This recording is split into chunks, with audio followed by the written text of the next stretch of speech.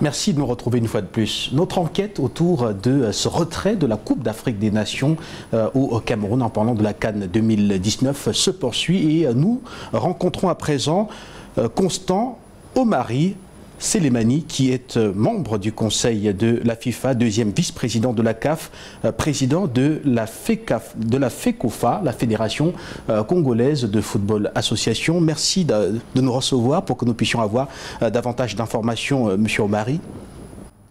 Merci, c'est un plaisir pour moi de vous recevoir et discuter pour que vous ayez un peu plus d'informations, d'éléments d'appréciation. Alors, vous avez toujours dit, en parlant ici de la CAF, que le projet, qu'il n'y avait pas un projet visant à enlever l'organisation de l'édition 2019 au Cameroun, mais finalement, à Accra, il en a été autrement, finalement.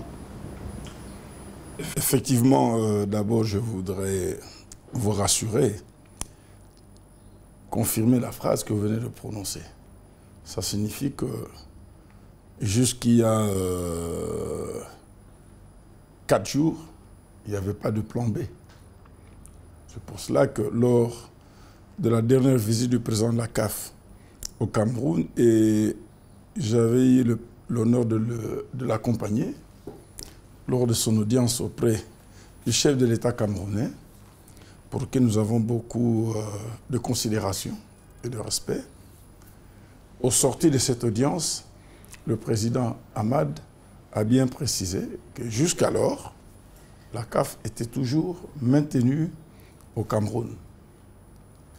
Bien sûr, il l'a dit, fort des éléments et des assurances que nous venions de recevoir de la plus haute autorité du pays. Et ces assurances étaient assorties d'une visite qui devait être la dernière visite qui devait être effectuée avant la réunion du comité exécutif du 30 novembre au Caire, qui devait nous rassurer parce que au-delà du chef de l'État, et pour lequel je ne voudrais pas dévoiler ici les contenus de l'audience, il nous avait été dit par le comité d'organisation locale que tous les projets allaient être prêts fin décembre 2018. Et nous devions nous rassurer qu'effectivement, au regard du chronogramme qui nous avait été déposé, au regard de la planification des travaux qui restaient par rapport à la dernière date de livraison, donc 3 mois avant la CAN, la progression des chantiers devait nous donner une certaine rationalité pour nous permettre d'être sûrs qu'effectivement, à l'échelon 3 mois, moins 1, moins à l'échelon la date d'ouverture de la CAN, moins 3 mois, tout allait être prêt. C'est pour cela que le président avait fort heureusement dit que jusqu'alors, il n'y avait pas de changement. Alors, la question des infrastructures a donc poussé la Confédération africaine de football à retirer cette CAN au Cameroun. C'est ce que l'on apprend jusqu'à présent. Mais comment est-ce que la FIFA n'a pas vu cela venir? Il faut dire que plusieurs missions d'inspection sont passées par le Cameroun. Comment vos experts, comment est-ce que la CAF, comment est-ce que les experts de la CAF n'ont pas vu cela venir et pourquoi est-ce qu'on a attendu aussi longtemps? Voilà. Vous savez, en matière de décision de retrait ou de confirmation de l'organisation d'une compétition aussi importante que la CAN, il y a tout un process et un processus qui suit avant la prise de décision. Nous avons tous souhaité que le Cameroun puisse organiser cette compétition, pour la simple raison que, 1, c'est un pays de football, la dernière organisation datée de 1972, si j'ai bonne mémoire, et ensuite, c'est un pays dont nous avons observé une certaine volonté politique du chef de l'État, une détermination de pouvoir organiser cette compétition. Et c'est pour cela que on ne peut pas aujourd'hui faire de reproches à la CAF d'avoir vu venir. Si, contrairement à ce qui se raconte si elle a depuis la prise de cette décision, la CAF avait réellement l'intention de pouvoir retirer l'organisation de cette compétition au Cameroun, elle aurait pu prendre sa décision même il y a une année. Puisqu'il y a une année, le chantier était à 5%, 10%. Alors justement, et la question revient avec acuité. Il y a eu un engagement ferme des autorités, nous disant qu'elles allaient tout déployer pour être prêts avant fin décembre 2018. Deuxièmement, comme je disais tout à l'heure, il me semble que dans la réalisation de ces projets, il y a eu beaucoup de non-dits. Il y a eu beaucoup de non-dits. D'un côté, ceux qui sont sur le terrain rassurent votre chef de l'État que tout sera prêt. Le chef de l'État, en bon droit, rassure la CAF que tout sera prêt au regard des moyens colossaux qui ont été déboursés. Mais la réalité du terrain, malheureusement, n'a pas suivi. La réalité du terrain. Nous avons, et je vais vous dire une chose, parce que ce n'est pas ici délivrer les secrets des délibérations du comité exécutif. C'est à Sharm-el-Sheikh que nous avons décidé d'obtenir une audience auprès du chef de l'État camerounais. Pour quelle raison? Quand nous avons observé qu'il y avait une duplicité de langage en dehors du chef de l'État, certaines autres autorités politiques disaient autre chose. Les équipes qui étaient sur le terrain nous ramenaient des éléments qui n'étaient pas en phase par rapport à l'état d'avancement des travaux, par rapport aux espoirs qu'on donnait au peuple camerounais. Nous avons décidé, à Sharm-el-Sheikh déjà, on pouvait prendre la décision. On s'est dit non, il faut aller rencontrer le chef de l'État. Peut-être qu'il n'a pas la réalité de ce qu'on fait comprendre réel. Nous sommes allés, le président lui a présenté le tableau exact de la situation. Il y a eu des engagements forts, des éléments qui lui étaient communiqués. Le chef a dit que le Cameroun fera tout pour être prêt. Et nous sommes revenus.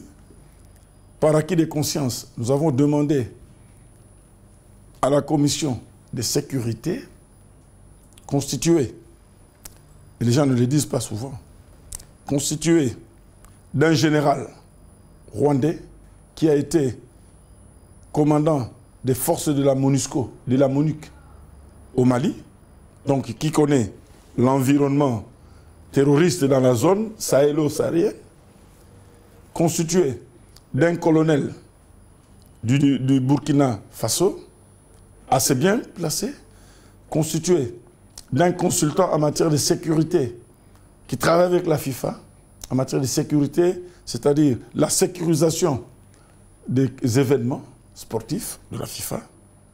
Et ils ont constitué toute une délégation pour aller effectuer une mission purement sécuritaire, au-delà de la mission de Roland Berger, qui est une maison d'audit internationale. Il fallait avoir tout ce rapport et nous nous sommes donné un deadline, fin novembre, nous aurons tous les éléments. En fonction de tous les éléments du terrain que nous aurons, en fonction des différents rapports, nous pourrons à ce moment-là évaluer la marge de progression des réalisations des travaux, le gap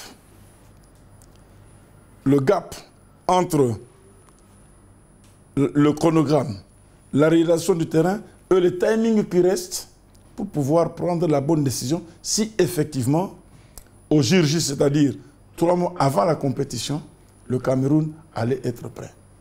Et c'est pour cela que, fort de tous ces éléments et des assurances politiques que nous avons reçues, au 30 novembre, nous avions tous les éléments acquis du terrain pour pouvoir prendre la décision. Alors justement, au Cameroun, ce qui dérange certains, c'est la date de prise de cette décision. C'était le 30 novembre. Il y a eu le 7 octobre, en parlant de la présidentielle du 7 octobre. Alors d'aucuns pensent que vous avez attendu simplement parce qu'il n'était pas question d'embarrasser le président Paul Biya qui briguait la magistrature suprême. C'est faux et archi faux. C'est faux et archi faux. s'il était question d'embarrasser le chef de l'État, pourquoi avoir effectué une mission? Pourquoi avoir sollicité cette audience auprès du président? Et nous voudrions que ce débat quitte le terrain politique pour rester purement technique. C'est ce que nous voulons. Et qu'on ne puisse pas sectariser ou singulariser le débat autour du président Hamad. Non. Nous voulons que ce débat reste purement technique. Il y a d'un côté le cahier des charges, de l'autre côté les réalisations, et qu'on reste sûrement sur ce débat-là, d'ingénierie, de débat de sécurité. Ça n'a rien à voir avec la partie politique. Nous aurions pu tenir compte de la partie politique, nous ne serions pas allés voir le président Paul Biya. Parce que d'aucuns aussi au Cameroun ont dit que nous venions porter une caution morale pour soutenir le président Paul Biya pour ces élections. Nous aurions pu ne pas le faire. Mais ça urgeait, il y avait des éléments du terrain qui devenaient alarmants. Et il y a une chose peut-être que quand on parle de cette CAN, on ne connaît pas l'importance de cette compétition. La Coupe d'Afrique des Nations, c'est le fleuron commercial de la Confédération africaine de football. C'est elle qui nourrit la Confédération africaine de football. Ce sont ces contrats marketing commerciaux qui font vivre la Confédération africaine de football. Ça signifie que c'est le plus grand événement. Retenez que l'avant-dernière CAN qui avait eu lieu, la dernière CAN qui avait eu lieu au Gabon, avait enregistré un audimat accumulé de 4 milliards de téléspectateurs.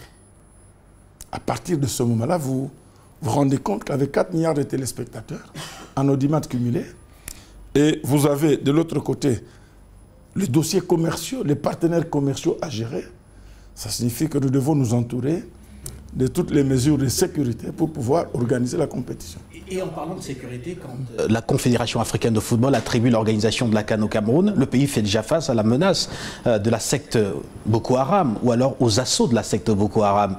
Et pourquoi en ce moment-là n'avoir pas pensé à cet aspect sécuritaire? Je voudrais vous dire une chose.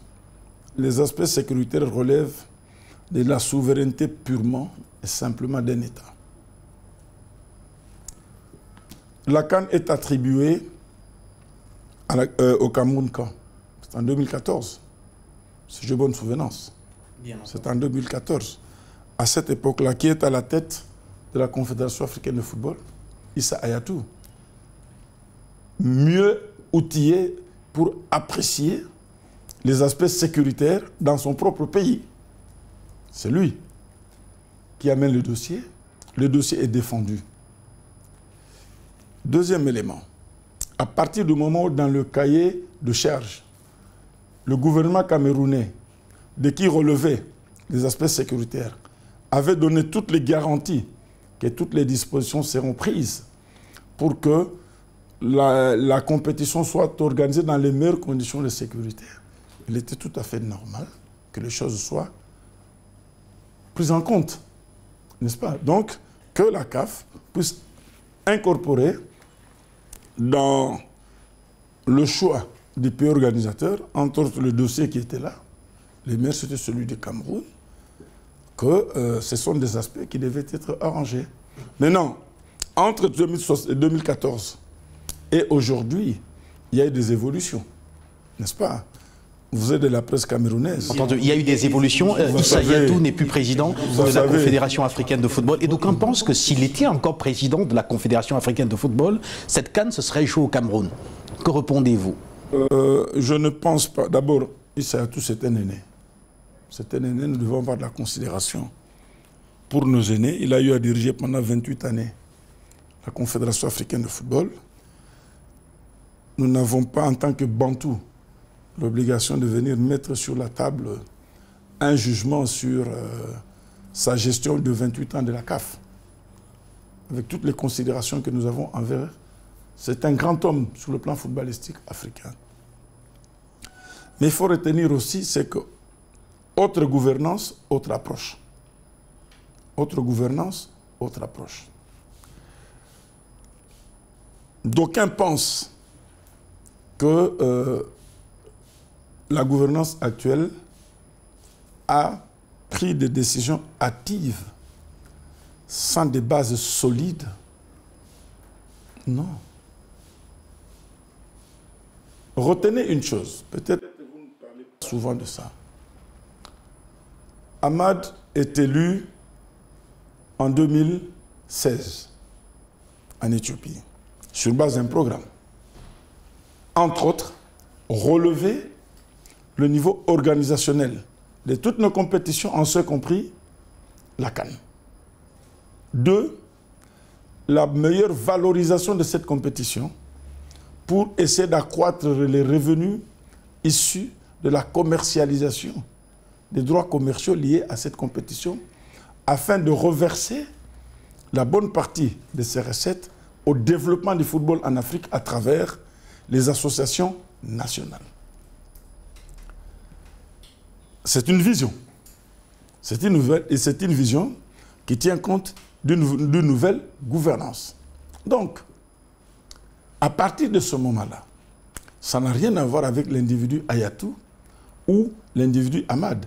Si Hayatou incarnait l'ancienne gouvernance et qu'il pensait, il aurait pensé que l'assiette financière allait rester la même pour cette confédération africaine, je ne peux pas émettre un jugement.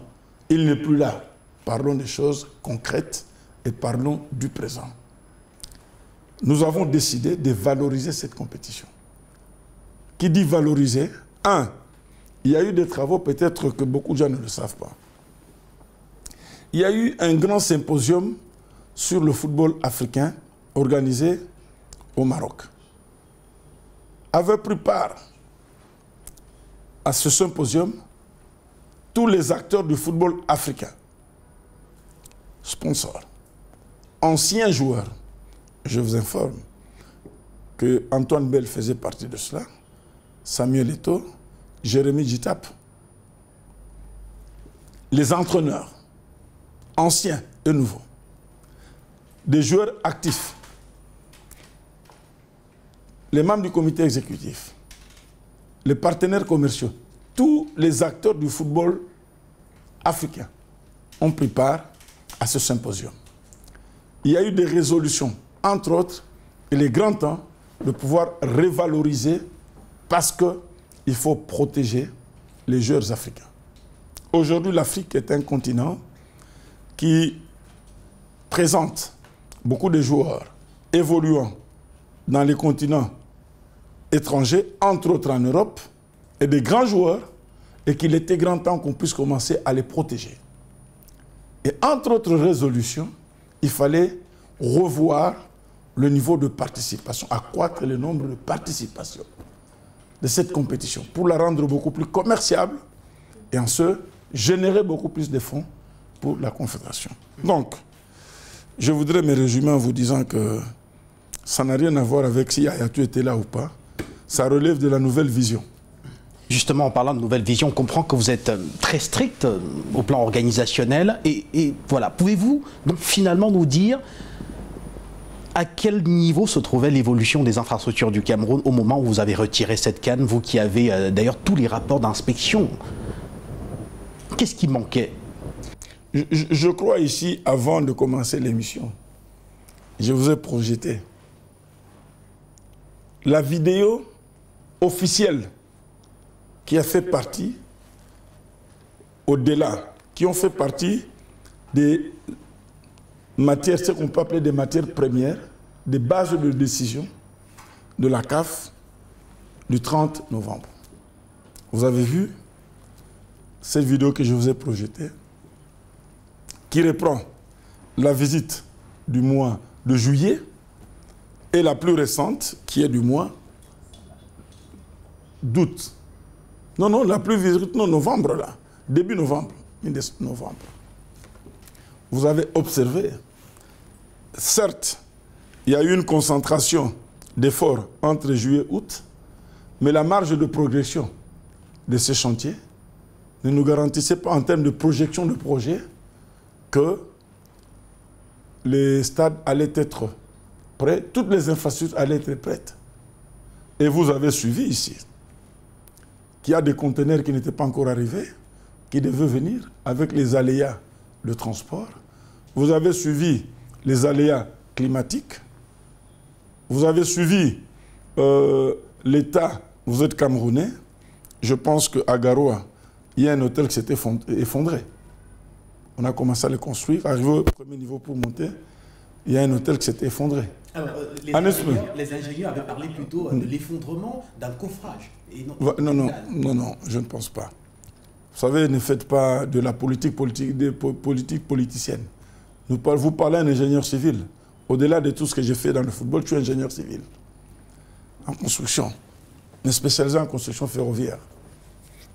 Avec le même module de base, construction.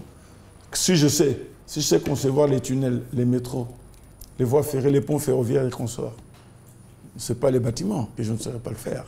N'est-ce pas?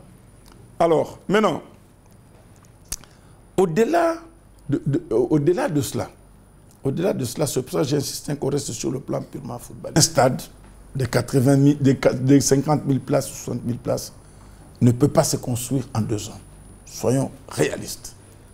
Parce que ne voyez pas seulement, quand nous parlons de la sécurité, non liée éventuellement au terrorisme, ainsi de suite. Non. Il y a la sécurité des infrastructures. Entre la date de livraison des infrastructures, notamment les stades et consorts, il y a toute une période pour tester leur solidité. Il faut tester le stade, n'est-ce pas? Il faut tester le stade. Imaginez maintenant un seul instant, puisque la gestion, c'est la prévention, n'est-ce pas? Imaginez un seul instant. Nous sommes au mois de mai, on livre un stade. Au mois de juin, le public est dans le stade, n'est-ce pas? Il y a des forces statiques dynamiques qui n'ont pas été prises en compte ou mal prises en compte. Et quand le public bondit là, vous ne savez pas quel type de forces agissent sur la structure. La toiture s'écroule. On fait comment? Et souvenez-vous, nous sommes en 2010. En Angola, nous avons les événements malheureux de Cabinda, où il y a mort d'hommes. Tout le monde s'en est pris à la CAF. Vous n'avez pas intégré les éléments liés à la sécurité. Et c'est votre compatriote qui était à la présence de la CAF. Moi qui vous parle ici. Alors, donc on avait dit que vous permettez. Oui. Moi qui vous parle ici, je suis monté au créneau, France 24, Canal+, pour défendre la CAF sur ce projet-là. Maintenant, 8 ans après, la même CAF arrive, n'intègre toujours pas tous ces éléments, tous ces éléments sécuritaires aussi, au-delà des infrastructures, dans ses prises de décision. Et ça va se passer comment?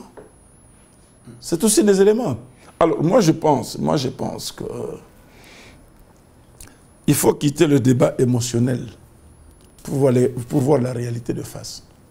La réalité, c'est qu'il y a un décalage sur le plan des constructions des infrastructures qui sont de base, les routes. J'ai même appris, mais le stade de Lembe, la première pierre a été posée quand? C'est en 2011, non? Après, il n'y a pas... Parlons-en, parlons peu, parlons bien. C'est en 2011 que la première pierre de construction de ce stade avait été posée. Entre 2011 et 2014. La CAF était là, pourquoi les travaux n'ont pas évolué? Aujourd'hui, nous sommes au mois de décembre commençant. Les travaux ne sont pas toujours terminés. Je pense qu'il faut réfléchir deux fois. Alors nous sommes bientôt arrivés au terme de cet entretien et donc je voudrais aborder 2 derniers points avant de sortir. Le premier point, c'est le Cameroun qui, selon de nombreuses sources, va saisir le TAS, à savoir le tribunal arbitral du sport, voilà, pour connaître d'un contentieux. Est-ce que vous pensez... Quelles sont les prédispositions de la CAF? Est-ce que si jamais le TAS vous demandait de remettre, de réattribuer l'organisation au Cameroun, le ferez-vous? Je voudrais d'abord vous dire ceci. En termes de saisine du tribunal arbitral de sport en Afrique, je crois que le Cameroun est devenu champion. Moi qui vous parle ici, je connais les litiges pendant au TAS, Abdourahmane, consort, tout ça là. Je connais. votre propre fédération beaucoup de litiges au TAS. Je connais un peu l'historique en termes de saisine du TAS. Il y a ce qui est un peu malheureux aussi, et je voudrais le dire parce qu'on était censé ne pas le dire. La décision est prise le 30. On ne l'a pas rendue publique avant d'avoir réservé la primauté à la présidence de la République du Cameroun. La primauté était réservée à la présidence de la République du Cameroun. Et la même nuit, le président Ahmad a signé une lettre. On l'a envoyée à qui de droit. Quelques heures après, on l'a retrouvée dans les réseaux sociaux chez vous. Mais cette lettre-là, j'ai participé à la rédaction de cette lettre, de cette correspondance. Qu'est-ce qu'elle est adressée à l'autorité? Avec tout le respect, nous avons constaté qu'il y a un déphasage. On n'a pas pu satisfaire un certain nombre d'éléments de base pour nous conforter dans notre décision de confirmer l'organisation de cette compétition au Cameroun. Néanmoins, nous vous donnons le temps, conscient de la mobilisation et de la volonté politique de votre chef de l'État, son engagement personnel. Nous vous confirmons l'organisation de la CAN 2021. Nous vous donnons le temps pour finaliser à bon escient, loin de toute pression, vos infrastructures. Et que la CAF s'est offerte d'accompagner, c'est écrit noir sur blanc dans la lettre, la CAF s'offre d'accompagner le Cameroun dans la réalisation et la finalisation de ces infrastructures-là. Ça signifie qu'il y a une bonne volonté, il y a une disposition. Et dans vos propres réseaux sociaux, nous avons retrouvé cette lettre, je crois 10 minutes ou 20 minutes après. Mais dans tous les débats qui se passent, personne ne veut parler que la CAF vous a confirmé 2021 pour vous donner le temps. S'il y avait mauvaise foi de la CAF, on aurait pu dire, on vous retire l'organisation. Que dit le règlement? Il y a même des sanctions prévues. Qui peut le plus payer le moins? Les comités n'ont pas pris les sanctions contre le Cameroun. On ouvre le dossier à un appel à candidature pour 2021. Mais on a postposé. Nous avons contacté même la Côte d'Ivoire pour qu'elle accepte de postposer à 2023 parce que le même problème se pose.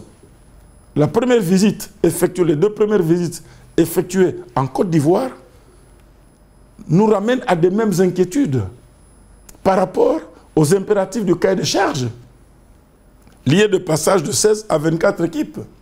Et c'est pour cela, fort de tous ces éléments, on a dit, bon, ok, procédons à ce glissement, si on peut l'appeler, entre guillemets comme ça. Et nous avons confirmé à votre autorité. La lettre existe, puisqu'elle est dans vos propres réseaux sociaux. Mais dans tous les débats qui se font chez vous, personne ne veut en parler. Ça signifie que vous avez 2021, la CAF vous accompagne dans l'accomplissement. On vous donne un peu plus de temps parce que nous avons constaté. Parce que, d'une manière objective, contrairement au discours politicien, contrairement, je dis bien, moi je suis ingénieur civil, contrairement au discours politicien, au mois de mars, le Cameroun ne sera pas prêt au regard des éléments du terrain. Alors, et vous faites bien. Que je vous ai projeté d'ailleurs ici. Vous ne serez pas prêt. On vous a donné plus de temps, on vous dit, ok, puisque c'est un pays dont le chef de l'État a mobilisé beaucoup d'argent. Beaucoup d'argent le gouvernement a dépensé. On ne peut pas ne pas tenir compte de tous ces éléments-là. Il y a une volonté politique. Il y a des moyens qui ont été débloqués. Donnons-leur le temps de pouvoir finaliser en bonne échéance toutes ces infrastructures. Nous les accompagnons en consulting, en conseil, de maintenant jusqu'en 2021 pour que tout soit prêt et que vous organisez dans de bonnes conditions. Mais comment est-ce que vous pouvez parler, les gens doivent parler et raconter n'importe quoi alors que ce n'est pas ça la réalité? Constant Omari Selemani, il ne me reste plus qu'à vous remercier. Rappelez que vous êtes le 2e vice-président de la Confédération africaine de football, la CAF. Vous êtes également président de la FECOFA, la Fédération congolaise de football association, membre du conseil de la FIFA. Merci de nous avoir reçus pour nous apporter ces éclairages autour de ce retrait de la Coupe d'Afrique des Nations au Cameroun. Mais je voudrais vous remercier et passer un message. Je voudrais vous remercier et passer un message. Au-delà des sentiments, moi qui vous parle, je suis de l'Afrique centrale. Ça signifie que mon meilleur souhait aurait été que 2019 soit organisé en Afrique centrale. Je voudrais, une fois de plus, je crois que le président Hamad l'a dit, qu'on quitte le débat, qu'on ne le singularise pas, en disant que Hamad voulait régler les comptes à Ayatou, qu'on ne le singularise pas. Ça n'a rien à voir. Deux, je vais vous livrer un secret de délibération du 30. Le président Hamad est président de la CAF. Il n'a pas donné sa position. Le débat a eu lieu. Tous les membres du comité exécutif, à tour de rôle, chacun est intervenu. Même dans la prise de décision, il n'a pas donné sa position. Il a été clair dès le départ, au début de cette réunion. Je ne voudrais pas donner ma position. Débattez, que tout le monde débatte, que tout le monde parle. Moi, je ne prendrai pas part à cette décision. Mais qu'on décide. Que nous décidions. En âme et conscience. Que chacun soit responsable. Parce qu'on n'est pas pour rien membre du comité exécutif. Tout le monde a intervenu à 100%. On nous a projeté la vidéo que je viens de vous projeter. On a lu les différents rapports. Chacun, on était gênés. On a pris la décision. Mais je voudrais que le peuple camerounais comprenne qu'on quitte le terrain émotionnel. Ce sont des émotions. Qu'on quitte le terrain émotionnel pour se lancer sur un terrain pratique qui constitue la réalisation des infrastructures. Qu'on termine ces travaux. Nous sommes à son côté pour l'accompagner, comme nous l'avions écrit, comme le président l'a écrit à votre chef de l'État. Nous sommes à ses côtés pour accompagner, pour qu'en 2021, tout se termine normalement et que vous ayez une belle fête chez vous. Et je crois que c'est ce jour-là que vous remercierez la CAF d'avoir pris cette décision aujourd'hui. On comprend que sur le plan émotionnel, il y a des frustrations, tout simplement parce qu'il y a certaines personnes commises à la gestion d'un certain nombre de choses qui n'ont pas eu le courage de dire la vérité au chef de l'État, qui n'ont pas eu le courage de dire la vérité au peuple. Mais malheureusement, en matière d'ingénierie, on ne fait pas de la politique. C'est des réalités. Où vous avez réalisé tel taux, à telle échéance, vous serez à tel taux. Vous avez réalisé tel taux, à telle échéance.